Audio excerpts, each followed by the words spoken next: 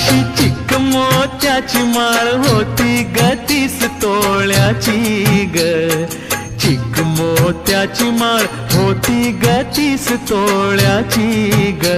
जसा गणपतीचा गोंडा चौरंगी लाल बावटा ग, गणपतीचा गोंडा चौरंगी लाल बावटा ग.